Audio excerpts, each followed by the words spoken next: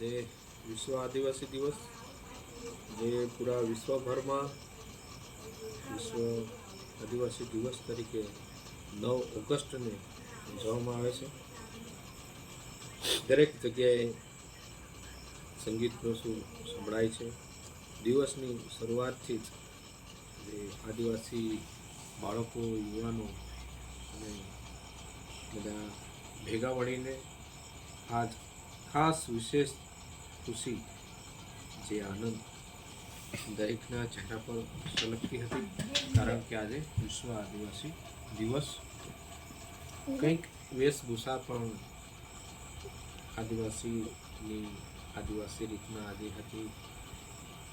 ધોતિયું, ત્યાર પછી એમની જે આદિવાસીની જે પરંપરા છે એ મુજબ એમનો શૃંગાર.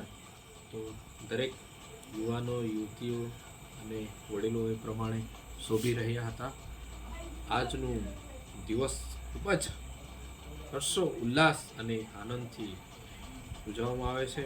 ખાસ રીતના બિરસા મુંડા, જે આદિવાસી સમાજના એક ભગવાન કહેવાય છે, એમને યાદ કરવામાં આવે છે, કારણ કે 25 વર્ષની ઉંમરમાં જ તેઓ શહાદત પામ્યા હતા.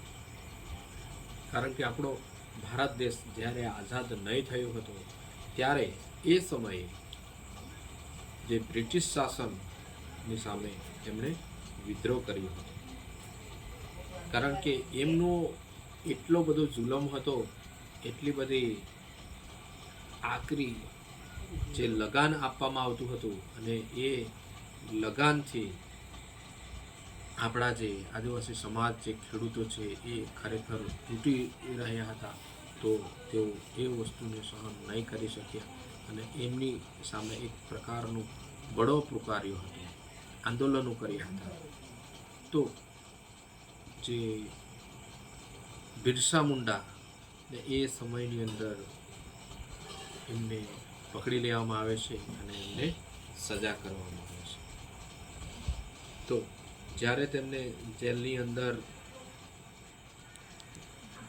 કોર્ટમાં લઈ જવામાં આવે છે, ત્યારે એમને હાથમાં બેડીઓ હતી, પગમાં બેડીઓ હતું. તો એ સમયે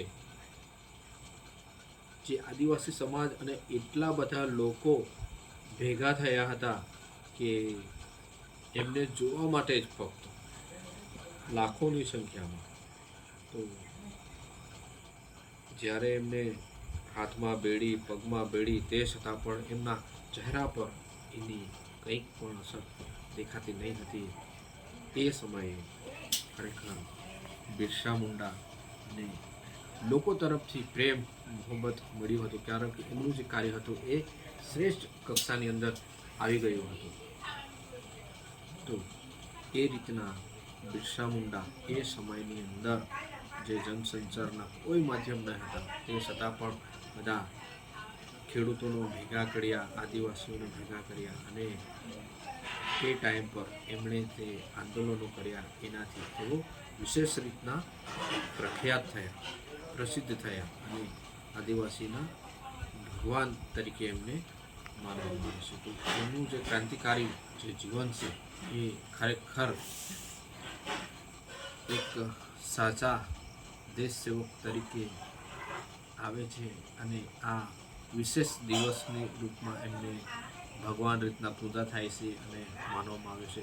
તો એમનું કાર્ય એ ખરેખર આપણા માટે, દરેકના માટે પ્રેરણા સ્ત્રોત છે. એમના જીવનમાંથી આપણે કંઈક શીખીએ, આપણા પણ જીવનની અંદર ઉતારીએ, અને જે તેઓ જે નિષ્કામ ભાવનું, નિસ્વાર્થ ભાવનું, જે રાષ્ટ્રપ્રેમ, એ બધું એમનામાં હતું. એ પણ આપણે ગુણોનો સ્વીકાર કરીએ અને આપણા જીવનને ધન્ય બનાવીએ, અને આ વિશ્વ આદિવાસી દિવસને આપણે હળી મળીને સૌ આપણે વિશેષ રીતના ઉજવણી કરીએ. તો આ દિવસની હર કોઈ મિત્ર દોસ્તોને ઘણી બધી શુભેચ્છાઓ. જય આદિવાસી દોસ્તો, જય ભારત, જય ગુજરાત, સૌને રામ રામ.